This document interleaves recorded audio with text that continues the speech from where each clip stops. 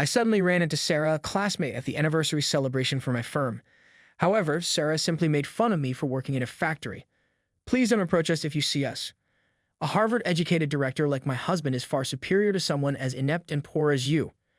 Her remarks, which seemed to take pleasure in the harassment, reminded me of my unpleasant middle school experiences.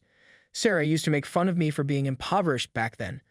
I felt as though my patience had finally reached a breaking point. Well, your husband will be unemployed from tomorrow. My unexpected remarks startled Sarah, but she quickly dismissed them as a joke. But she and her spouse would soon realize what I had really meant. David Young is my name. This year is my 42nd birthday. Annie and I got married after I met her at work. This year marks our 15th wedding anniversary, and I have never had a significant dispute with Annie, who is kind and focused on her family. We have a quiet existence together, and I'm constantly thankful to Annie for her unwavering support. My firm decided to have an anniversary celebration one day. It was going to be a major celebration because this year is the 50th anniversary, and I was excited about it. Annie picked out a suit and tie for me, and I prepared to depart on the day of the anniversary. Annie was dressed in a light-colored outfit and had her hair done wonderfully in the morning. How do I look, David? You look incredibly beautiful. Her elegant beauty was mesmerizing, perhaps partly due to my bias. With Annie by my side, I headed to the venue. The venue we rented was quite large, and as we got closer, we saw more people heading to the same place. It's typical for a big corporation's anniversary party to have so many invitees. Yeah, there must be hundreds of people invited. While exchanging words with Annie, we entered the venue and waited for the event to start. Inside, many people had already gathered, exchanging greetings and introducing themselves. Company events are, in a way, a chance for self-promotion, so the more capable employees are eager to network. While I was greeting attendees, I was suddenly approached. Is that you, David? Nor Sarah. Right there in front of me was Sarah, my classmate from middle school. She was eyeing me with a look that seemed to mock me. Sarah, the beauty and center of attention in our class since childhood, still maintained her beauty even after about 30 years since middle school. But now her beauty faded as she glared at me with her eyes narrowed. It's been a while, hasn't it, David? What are you doing now? Everyone's worried about you since you never show up to reunions. Sarah spoke to me with a mocking tone. To be frank, back in middle school, I wasn't exactly a standout in my class. Sarah, seemingly oblivious to this, kept talking with a high-pitched, cheerful laugh. Even though I hadn't asked, I got married 5 years ago. My husband is an elite employee who was in charge of an overseas branch until recently, and today he's even getting recognized as an outstanding employee. That's great. Congratulations. Surprised that Sarah's husband worked at this company, I still offered my congratulations. Then Sarah, for some reason displeased, frowned. There's no need for you to congratulate me. What kind of job you have being here? Are you associated with the company? I am. Before I could explain, Sarah waved her hand dismissively, as if bored with the conversation. Never mind, it's not important. You probably work in some subcontractor's factory, being a middle school graduate and all. I do go to the factory. Indeed, I started to speak again, but by that time, Sarah had already turned her back on me. She had lost interest in me. A factory worker like you shouldn't even be here. Just stay quiet in the corner and don't embarrass yourself. With that, Sarah walked away towards a man that must be her husband, Brandon. While I thought it was petty, I made sure to remember his name. Sarah mocked me for being a middle school graduate, but to be precise, that's not entirely true. When I was in middle school, my mom got seriously ill and my dad lost his job due to the recession. From that day, my life changed completely. My dad, once a diligent employee, started drinking and gambling to escape from the harsh reality. Soon, we ran out of money and had to sell our house, moving into a small, old, one-bedroom apartment. As a middle schooler, I grew taller but couldn't afford new uniforms or sportswear, so I had to make do with hand-me-downs from relatives. This made me a target for ridicule by my classmates. I was called poor and uncool. Sarah, beautiful and bossy, was the ringleader, even instructing the entire class not to talk to me. She was the popular girl in class, and no one dared to go against her, so her bullying continued until we graduated. On graduation day, Sarah called me over and asked with a sneer, "Which high school are you going to? It would be good if you could get a hand-me-down uniform." I was so annoyed by her persistent teasing that I retorted, "I won't need a uniform for the high school I'm going to." "Not going to high school? Just working after middle school?" "Yeah, that's right. I'm going to work after graduating middle school." Hearing my response, Sarah burst into laughter. "Can't believe you don't even have the money to go to high school. Well, do your best to earn, you poor middle school graduate." I left without replying to her. What I told Sarah wasn't entirely true, but it wasn't completely false either. I attended a night high school while working during the day. My dad was still drowning in alcohol, and my mom, who was doing piecework, kept going in and out of the hospital, so I had no one to rely on.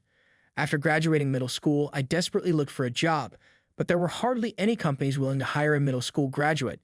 The only place that hired me was the machine manufacturing factory where I work now. I've always loved tinkering with machines, so I threw myself into this job. I worked during the day and attended high school at night. Balancing work and study was tough, but I managed thanks to the encouragement from my older colleagues. They taught me the ropes at work and even treated me to lunch sometimes, treating me like their own son. Years went by as I worked, supported by everyone. After finally graduating high school, I planned to continue working at the factory as an employee, but my senior colleagues advised me otherwise. Now that you've graduated high school, try to study as much as you can, they suggested. Go to a technical college. They have scholarship programs and direct company support for employees. I was surprised and grateful for their concern, so I went to college. I chose a university department related to my company's business and gained strength by acquiring various certifications and researching specialized fields. After graduating from college, I returned to the company, and a few years later, at 25, I encountered a turning point at work. I met Annie, who would become my wife. Annie was kind to everyone and had a lovely smile, and I gradually developed a fondness for her. But it turned out that she was also interested in me. She asked me out on a date, and that's how our relationship began. A few years later, we happily got married and built a warm family together. Throughout such a life full of ups and downs, I had completely forgotten about being harassed in middle school. So when Sarah approached me at the venue today, I was genuinely surprised. Seeing my distressed look, Annie looked at me worriedly.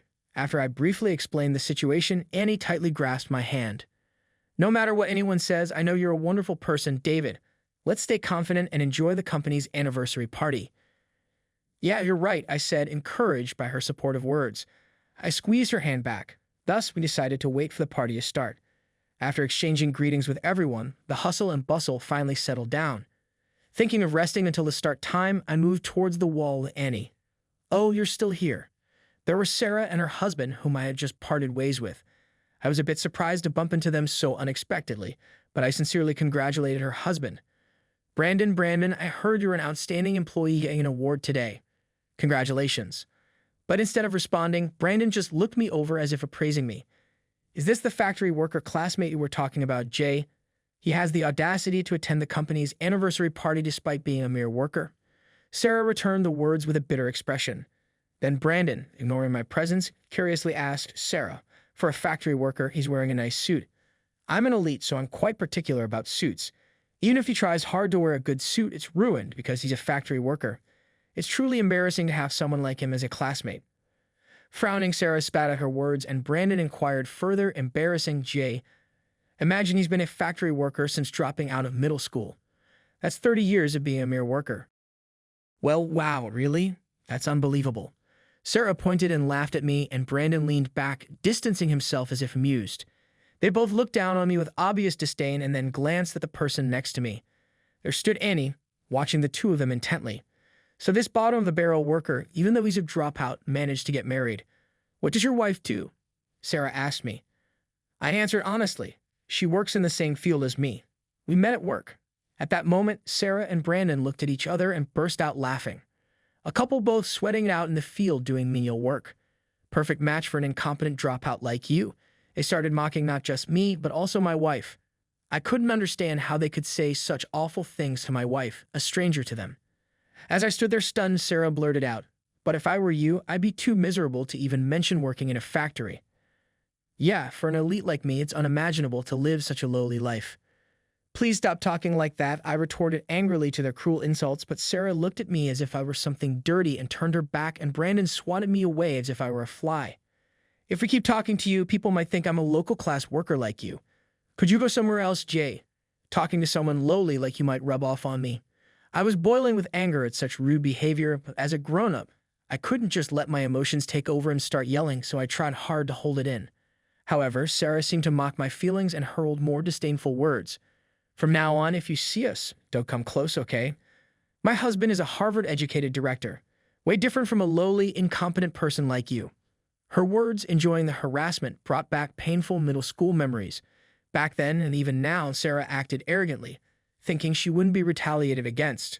I felt like I heard the sound of my patience snapping inside. "Well, your husband will be unemployed from tomorrow." Sarah was taken aback by my unexpected words, staring with wide eyes. As I stared back expressionlessly, she laughed it off, pretending, "Oh, my husband unemployed? What are you talking about? Have you lost your mind? Why would a mere factory worker like you have any power over my husband?" "That's because I'm the president of the company." "President?" For a moment, Sarah was dumbfounded, then suddenly burst into loud laughter. "You the president? Don't be silly. Are you just saying that because my husband is a Harvard-educated director and you want to one-up him?" "It's not a lie." "Yeah, keep your fantasies to yourself." Just like in middle school, I continued seriously, but Sarah clearly didn't believe a word. Then Brandon looked back and forth between me and Annie, standing by my side, and shrugged in disbelief. "Married to a husband who spouts such fantasies, she must be quite a wife.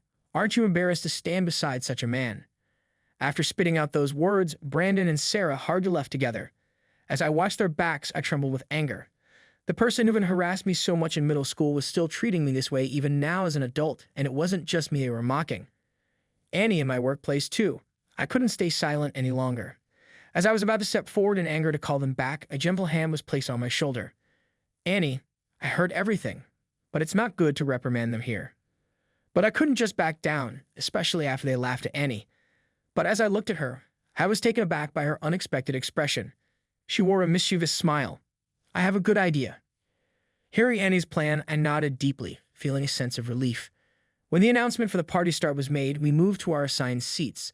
The event began on time, and the employees started singing the company anthem. In my peripheral vision, I saw Sarah and Brandon singing along as well. After checking with the organizers, it turned out that Brandon was indeed being recognized as an outstanding employee and, along with several other distinguished employees, was escorted to a special seat with his family. Imagining what was about to happen, I suppressed a rising chuckle. After the anthem, the entertainment part started. There were performances by a magician and comedians, summarizing the company's history in a skit, filling the room with a festive atmosphere. As the entertainment ended, the host led the applause and continued with the ceremony. "Next, we'll have a speech from the president and CEO, Mr. Young." Upon those words, I began to walk slowly. As I stood on the stage, I looked over the gathered crowd, expressing my gratitude while everyone listened intently. Only two people were the exception. Sarah and Brandon were staring at me, mouths agape in shock. Even from the stage, I could see their mouths moving. Why? Why is he speaking? It can't be true. He's the president? I continued speaking normally. We would now proceed to the ceremony for awarding outstanding employees. However, before that, I have an announcement to make. One of the awardees, the director who was assigned to our overseas branch, Brandon, will be dismissed from his position effective today. The room was enveloped in silence in an instant. As I tried to continue with a smile, the host approached me. What is your reasoning for this?" The host asked me, appearing confused. It was then that Sarah suddenly stood up and shouted, "That's a lie.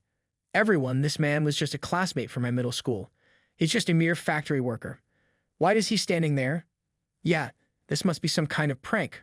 But this taste of entertainment is terrible, right everyone?" With her shrill voice, Sarah spat out these words. Next to her, Brandon grinned smugly, looking back and forth between me and Sarah, bursting into a brazen laugh. The guests in the room started murmuring, enveloped in a tense atmosphere. I continued speaking calmly. "Sarah just mentioned earlier that working in a factory is a lowly job. She also told me not to talk to her anymore, fearing that the lawlessness would rub off on her." "So what?" Sarah glared back at me, hands on her hips, still refusing to admit wrongdoing. "I work for this company. I cannot continue working with someone who is ashamed of our work." "But my husband is an elite director, completely different from you," Sarah now added, but at that moment, the executive director, Ethan, rushed to the awardee's seat, his face flushed with anger, and started yelling at Brandon. "Hey, apologize to Mr. Young right now." However, Sarah and Brandon, still half smiling, refused to believe Ethan's words. "What's wrong, Ethan? Why should we apologize to some factory worker, Jay? He's just a lowly, incompetent worker. He's just trying to scare us by lying about firing my husband." But Ethan shouted back, his voice trembling, "State the name of our company. Young High-Tech Corporation." "But Young?" "Oh," muttered this. Brandon suddenly realized, and his face turned pale. "His name's David Young. Could it be? He's really our company's president?" At Brandon's words, Sarah froze in shock. During this time, I had been watching them, and judging that they finally understood, I spoke again. "It seems you finally believe me, Brandon." His face ashen, Brandon was shaking all over, hardly able to stand from his chair. In fact, Annie is the daughter of a major manufacturer that produces some of the leading semiconductor devices in the country. The company that accepted me, a middle school grad, was one of her parents' factories. At that time, it was still a mid-sized company, taking on various machinery productions. But 30 years ago, it developed its first proprietary product, a microcrater meter, and has since expanded its business with the advancement of electronic device technology. Now, alongside semiconductor manufacturing, we're collaborating with foreign companies to develop even more precise testing systems. Combining the knowledge I gained in college with a practical perspective, I actively participated in product development after graduating, resulting in several hit products. Thanks to this, I was transferred to headquarters and promoted to director of electronic hardware development. And that's where I met Annie. Even after our marriage, Annie's family never spoke of my past attending a night at high school. Instead, they warmly accepted me as a diligent and enthusiastic young man, rare in this era. Wanting to repay this family and the company that raised me, I devoted myself to my work without distraction. Then 2 years ago, when Annie's father retired, I took over as the president. Understanding the truth, Brandon looked like he was about to collapse, and Ethan addressed him even more desperately. You were overseas, so you might not have known directly, but at least check the information about the company you work for. That is Brandon. His face still pale, Brandon tried to stammer an excuse, but Ethan, his face red with anger, kept yelling. You're so caught up in being an elite from Harvard University that you don't even know the face of our president. I'm ashamed that I recommended someone like you as an outstanding employee. Ethan then grabbed Brandon by the scruff of his neck and dragged him in front of me. Ethan forcefully bowed Brandon's head and then joined him in kneeling down. I deeply apologize for the disrespectful behavior of my subordinate. Please forgive us. I'm so sorry for my ignorance. It's inexcusable. Brandon finally knelt down of his own accord, his face turning bright red as sweat dripped onto the floor. Annie, who had been watching this unfold, turned to me with a question. Jess, this was a plan Annie had come up with. David, what will you do now? You revealed the truth in front of everyone to avoid being accused of unilaterally firing an employee. Yeah, while he's fired, someone who insults a person they just met like that definitely doesn't fit in with our company. As I said this, Brandon fell silent, his forehead dripping with sweat. Ethan quickly spoke up. I'd apologize for my wrong judgment causing such inconvenience. I'll refrain from suing for defamation since he has apologized. Let's fire him and put an end to this commotion. Hearing my words, Ethan seemed to breathe a sigh of relief, thinking this situation was resolved. But the next voice came from Sarah, who had been dumbfoundedly watching everything. Her face flushed with anger, and she lashed out at me. I don't care if you're the president or whatever. Why do you get to act so high and mighty? Furious and almost panting, Sarah was met with my calm response. Before you criticize others, maybe you should worry about your own life. With your husband fired, you'll lose your income and won't be able to live luxuriously anymore. Sarah, upon hearing my words, finally seemed to grasp her situation. Standing frozen, her lips quivering, Annie glanced at her and whispered to me, David, let's have those people leave now. Yeah, you're right. It's a special anniversary party after all. We need to make sure everyone who came enjoys it. I instructed the staff to escort Brandon, who was still kneeling, and Sarah, pale-faced and rigid, out of the venue. After they left, we refreshed the atmosphere of the venue and successfully concluded the party. Brandon later repeatedly tried to apologize, but I dismissed them. Having an employee who looks down on others just because of Sarah's words could eventually lead to issues at work. Brandon, who had been fired, suffered greatly since he had already purchased a luxurious home and car on loan, relying on his salary. Sarah, who always loved a lavish lifestyle and apparently never saved much, found their finances in dire straits within months. Unable to pay the enormous loans, the couple eventually had to sell their house and car and move to a shabby apartment. Brandon struggled to find a new job, losing both money and status, leading to endless quarrels in their now impoverished household. Eventually, they divorced and now live separately. Brandon, desperate for a job, finally found work as a factory worker. He spends his days standing in front of a conveyor belt, endlessly assembling machines as part of a repetitive process.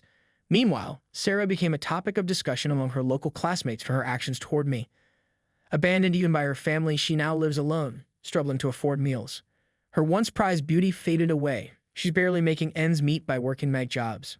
As for Annie and me, we continue to live happily. Our focus on developing excellent employees has led to stable and growing company performance. Just as the company helped me, I now aim to fulfill the hopes of the younger generation.